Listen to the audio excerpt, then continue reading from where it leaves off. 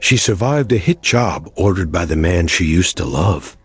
Then, in an almost unbelievable twist, she married him just 2 weeks later, while her boyfriend's death still hung over her. And after over a decade of living together, that same man finally killed her. But why did Edwina Martin stay with him? And what went so wrong in the end? This is the story of Edwina Martin, a woman from Little Rock, Arkansas, who fell into a nightmare of love, betrayal, and violence.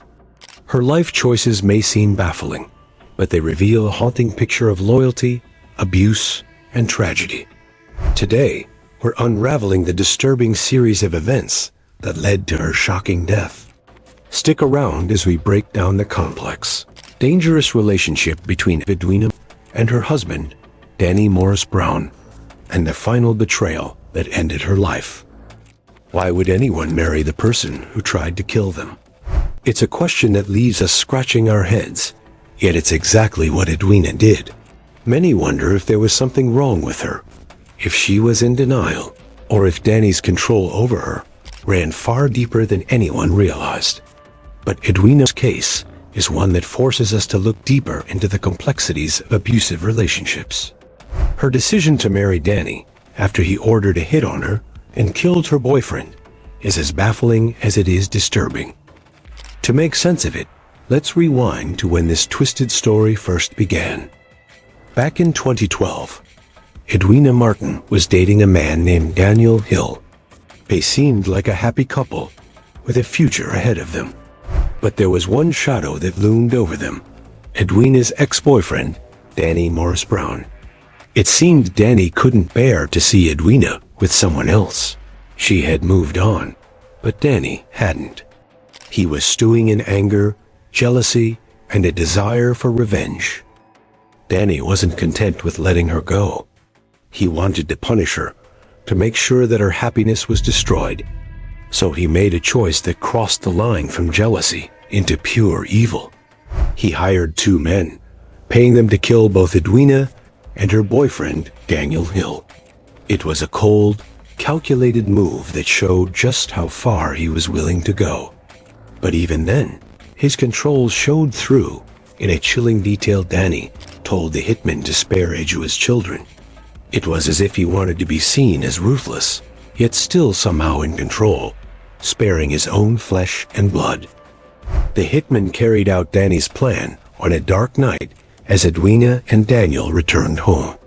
They were ambushed, gunshots filling the air. Edwina was struck twice, shot in the shoulder and hip, but she survived. Her boyfriend Daniel, however, wasn't as lucky. He died from his injuries that night, becoming the first victim in Danny's twisted plot. The attack left Edwina with physical and emotional scars that would likely never heal. Her boyfriend was gone, and her life had been shattered. But in a twist no one could have seen coming, Edwina's reaction was shocking. Instead of running from Danny, she married him only 2 weeks after the attack. People close to her were left stunned. What could drive her to make such a choice? Was it fear? A sense of obligation? Or maybe something even deeper, a kind of psychological hold Danny had on her? Maybe she believed that if she married him, he would protect her, or feel some kind of remorse. Or maybe she felt trapped, feeling there was no escape.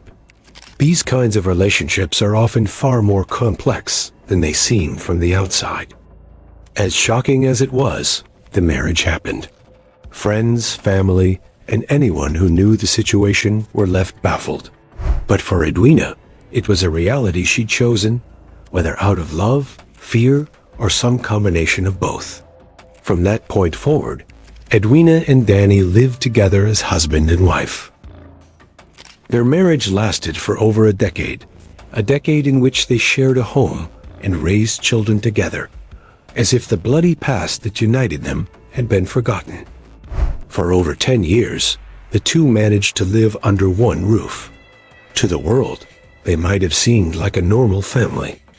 Edwina kept a public presence on social media, often sharing happy, humorous content. Who she thinks she is?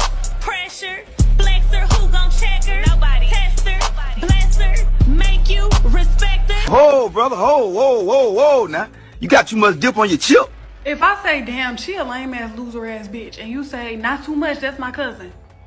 Your cousin is a lame-ass, loser-ass bitch. That's not changing nothing I'm saying. Sorry for you. If you come to me and tell me what somebody else said, I'm gonna stop fooling with you. Right then and there. Cause what you say, don't tell me what they said. I wanna know what you said. What you say. Cause you should have went off on it. As if there was nothing strange or dangerous lurking in her past. But what really went on behind closed doors? And then, in March 2023, everything fell apart. On March 27, 2023, an argument erupted between Edwina and Danny.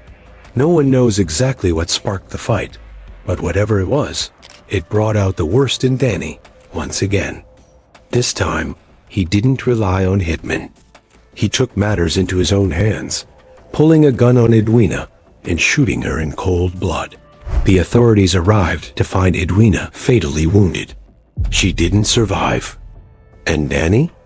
He was gone. This time, he had no intention of being captured easily. His escape set off a citywide manhunt, with law enforcement warning the public that he was armed and highly dangerous. He should be considered armed and highly dangerous. Of course, we want to do this as safely as possible. We don't want anyone to get hurt, including Danny Brown. Preferably, we'd rather Danny Brown just turn himself in, do the right thing. They knew they were dealing with someone who had already shown he wouldn't go down without a fight. But as if taunting the police, Danny made a call to them himself, stating he would harm anyone who tried to corner him, and even hinted at taking his own life. One of our biggest tips, I guess, came from Danny Brown himself. He actually called the Little Rock Police Department, gave a statement to them, and then made the statement that he would basically either harm himself or harm others if he was ever cornered by, anyone, especially law enforcement. The hunt for Danny went on for days, then weeks. U.S. Marshals were brought in to help track him down, following every lead until they finally cornered him in Dallas, Texas. When officers arrived at the apartment complex where he was hiding, Danny attempted to escape, trying to jump off a balcony. But when he saw more officers on the ground, he realized he was trapped. Finally, he surrendered. After years of control, jealousy, and violence, Danny Brown was in custody at last. But it was far too late for Edwina. Edwina Martin's story is both tragic and baffling. It leaves us with questions we may never be able to answer. Why would she stay with someone who had tried to kill her? Was it fear, love, a belief that he'd changed, or something else entirely? Her decision to marry him 2 weeks after he attempted to take her life is almost impossible to comprehend. Yet stories like hers remind us that abusive relationships are often more complex and twisted than anyone outside of them can truly understand. Edwina's life and death serve as a stark reminder of the risks that can come with ignoring the warning signs of abuse. She lived in a reality shaped by fear, manipulation, and control. And in the end, her loyalty to the man who betrayed her cost her everything. May Edwina's story encourage others to seek help, to recognize the warning signs, and to know that no one should ever feel trapped in a life of violence or control. If you found Edwina's story powerful, don't forget to subscribe to Viral Felons Crime for more in-depth, true crime stories that dig into the complexities of human relationships and the chilling events they can lead to.